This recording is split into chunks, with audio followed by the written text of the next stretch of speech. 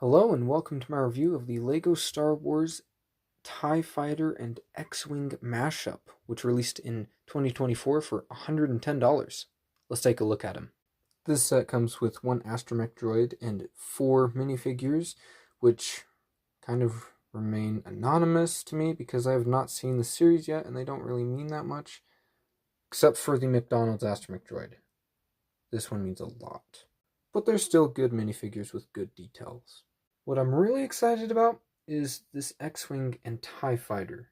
While a lot of people really didn't like the execution of this, I thought it wasn't bad, although I still have my pet peeves on these two.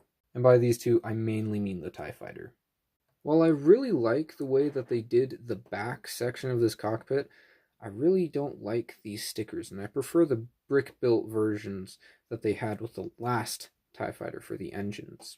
And there's also this ugly sticker which you have to line up just right, but you do get the capability of opening the cockpit like so, which I really like.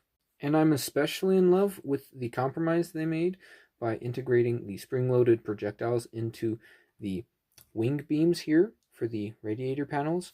And so then you could have the green projectile fire and still retain the red ion cannon, which is accurate to what we see in the movies. And by the way, you are able to fit your TIE fighter pilot inside of the cockpit, in case anyone was wondering. And overall, I feel like this is not that bad of a TIE fighter. I know I'm probably going to get a lot of hate. I don't really care. It's just my opinion. I think this is a great TIE fighter, considering its main function. But now we're going to move over to the X-wing real quick. The cockpit can open to accommodate your pilot, and there's space in the back to accommodate your McDonald's droid. And this set retains retractable landing gear, which I really like, although some people do say that it sits a bit high on them. But I personally don't mind it for the functionality of it, because the last X-wing that had landing gear, I wished it was retractable.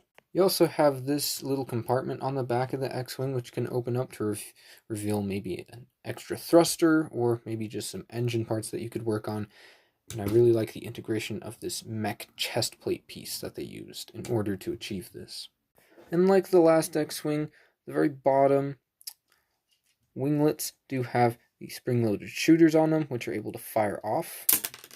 And this set's wings are attached on ratcheted joint pieces, which mean that you manually have to open these wings up, but it does look really nice when they are open. Now for the main feature. Pull out the pins, rip off the wings, put them on the other starship, put the pins back in, and you have these beautiful things.